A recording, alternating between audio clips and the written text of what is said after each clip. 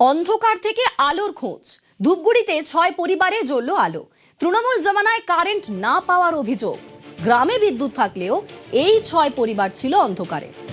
অবশেষে বিজেপি কর্মীদের সহযোগিতায় বাড়িতে এলো আলো, আর ইলেকট্রিক কানেকশন পেয়ে খুশিতে পরিবার। ধূপগুড়ির 6টি পরিবার দীর্ঘদিন ধরে তাদের বাড়িতে ইলেকট্রিক নেই। তৃণমূল জমানায় কারেন্ট না পাওয়ার অভিযোগ, অথচ গ্রামে বিদ্যুৎ ছিল, কিন্তু তা সত্ত্বেও এই 6টি পরিবার ছিল অন্ধকারে। আর অবশেষে বিজেপি কর্মীদের সহযোগিতায় বাড়িতে এলো আলো। আমার সঙ্গে সেখান থেকেই সরাসরি রয়েছেন প্রতিনিধি রকি। কতদিন, কত বছর ধরে এই 6টা পরিবার অন্ধকারের মধ্যে ছিল? কেনই বা সমস্যায় ভুগছিলেন তারা?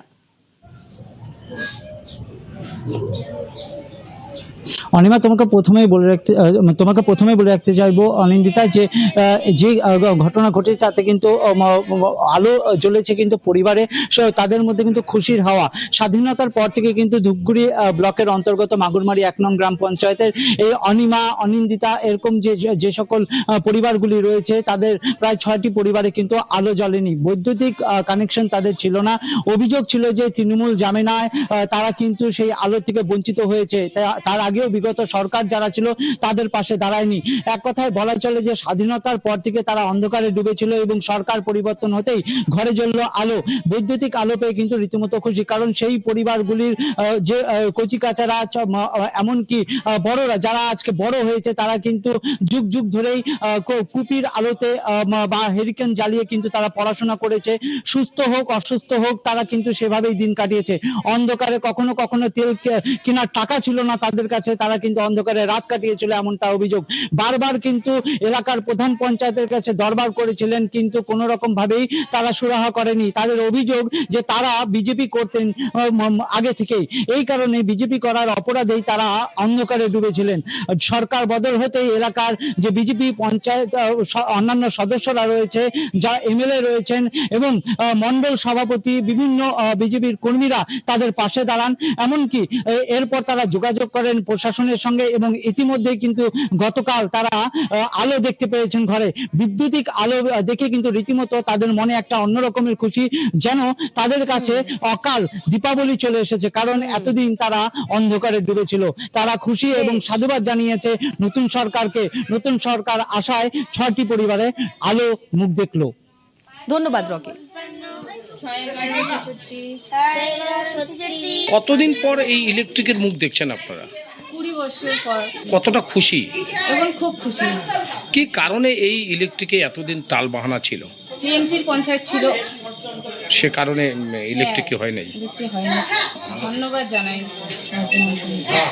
নতুন করে ধন্যবাদ জানাই। কতদিন পর আপনার বাড়িতে ইলেকট্রিক আসলো? বিগত 20-25 বছর পর। কেন এতদিন ছিল না? এতদিন ছিল না কারণ বিরোধী নেতারা আমাদের এখানে করতে দেয়নি। বিরোধী বলতে কোন পার্টি? তৃণমূল কংগ্রেস ছিল। আজকে ভারতের জনতা পার্টি এসে আমাদের সে লাইনের আলো দেখালো 2026-এ। কতটা খুশি? অনেক খুশি। যেখানে আমাদের দেশের সম্মানীয় প্রধানমন্ত্রী মাননীয় শ্রী নরেন্দ্র মোদীজি বলেছে যে কোনো নদীর কূলে যদি কোনো বাড়ি হয়, সেখানে যদি 110টা পোল লাগে, সেই পোল দিয়ে সেই বাড়িটাতে লাইন দেওয়া হবে। কিন্তু এখানে কিছু তৃণমূল কংগ্রেসের হারমাত নেতার নেতৃত্বের কারণে এবং তাদের বদমাশির কারণে এই বাড়িগুলো বঞ্চিত ছিল। পশ্চিমবাংলার মাটিতে 4 জুলাই যখন ভারতীয় জনতা পার্টি প্রতিষ্ঠিত হয়, 5টা পরিবারের মুখে হাসি ফুটেছে। নতুন প্রজন্ম রয়েছে, তারা এখন এই ইলেকট্রিকের আলোতে সুন্দরভাবে পড়াশোনা করতে পারবে। এটাই আমাদের একটা বড় সাফল্য আমরা মনে করি।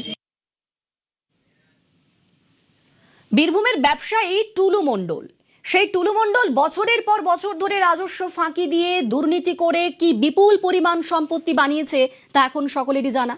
টি কোম্পানি টাকা ঝাড়ে, এদিকে গরিব মরে ভাঙা ঘরে।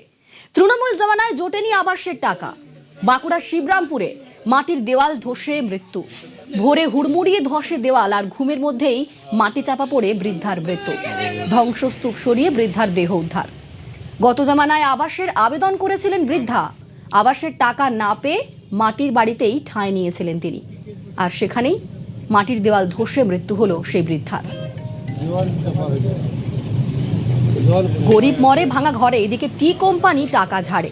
টি কোম্পানি তার বিপুল প্রতিপত্তি, বিপুল সম্পত্তি, এদিকে গরিব মানুষ আবাসের টাকা না পেয়ে, আবাস না পেয়ে একটা পাকা ঘর নেই, সে কারণে মাটির ঘরে বসবাস, আর তাতেই এই দুর্ঘটনা, সেখান থেকে মৃত্যু। আমরা ছিলাম ঠিক তার মানে 15 মিনিট পরে দেখছি একটা আওয়াজ, দিয়ে উঠেই দেখছে যে দেয়ালটা পড়ে গেছে। আবার সবাইকে ডাকলাম, পাড়ার লোকে সবাই এলো, এসে সরাচ্ছে। তখনকে তো মানে শেষ হয়ে গেছে, গিদ্দি টিডি সব বেরিয়ে গেছে। এই মাটির দেওয়াল এটা কি বৃষ্টির জন্য হয়েছে? হ্যাঁ, বৃষ্টির জন্যই তাই, কতদিন একভাবে বৃষ্টি হচ্ছে তো এই বাড়িটা তো ওইটাও তো সব উপর পর্যন্ত ফাটা আছে। বাড়ি পানি না পাইনি, আমাদের নামটা কেটে দিলে বলছে না ছেলেটা চাকরি পেয়েছে, তোমাদের বাড়ি দিয়ে যাবে না। তখন যদি দিত তাহলে তোমাদের সাথে ছোট হয়ে যেত, আর দুর্ঘটনা ঘটতো না। বৃষ্টিতে মাটির দেওয়াল ধসে বিপত্তি। ঝাড়গ্রামে বাড়ির দেওয়াল ধসে আহত 3 শিশু। নয়াগ্রামের ঘটনায় হাসপাতালে 3 শিশু। ঘটনার পর এলাকায় নয়াগ্রামের বিডিও। বর্ষায় মাটির বাড়ি, দুর্বল দেওয়াল, এ নিয়ে সতর্কতার আবেদন। ওয়ালটা ছোট ছিল, সেটার মধ্যে জিনিসটা আর অনেকটা সহ্য করি ওয়ালটা আমার মতো ভাঙিয়ে টুকরা গেল, মাটি তো শক্ত আছে তো মানে যেগুলো বড়। ওই বৃষ্টি হচ্ছিল, পাশের বাড়ির দিদির মাটির দেওয়ালের বাড়ি ছিল, ভাঙা বাড়ি। বাচ্চাগুলো এই কাছাকাছি খেলতে ছিল, এই মাটির দেওয়াল পড়ে এদেরকে লেগেছে। আমরা হসপিটাল নিয়ে এসেছি, দিয়ে বাচ্চাগুলোকে দেখিয়েছি। বাচ্চা আমার দুটো বাচ্চা মোটামুটি ঠিক আছে, দাদার একটা যে ছেলেটা ওকে ভর্তি রাখা আছে। 3টা বাচ্চা খেলছিল সেখানে সকালে, মাটির দেওয়াল ছিল তো, ওই দেওয়াল ভেঙে বাচ্চাদের এসে জেঁকে গেছে। যাতে ভালো হয় চেয়েছি।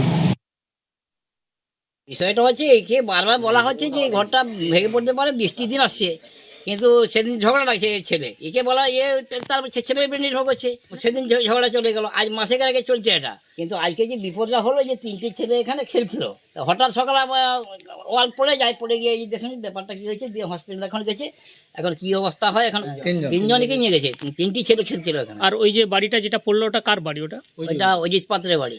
আজকে যদি এই ঘরে লোকগুলো না থাকতো তাহলে তো ছেলেগুলো মারা যেত এখানে। পানিহাটিতে 7টা ঠেকে অভিযান। পালানোর আগেই 7টা ঠেকের পেন্সিলার পাকড়াও। কান ধরে পা ধরে ক্ষমা চাইলেন দালাল।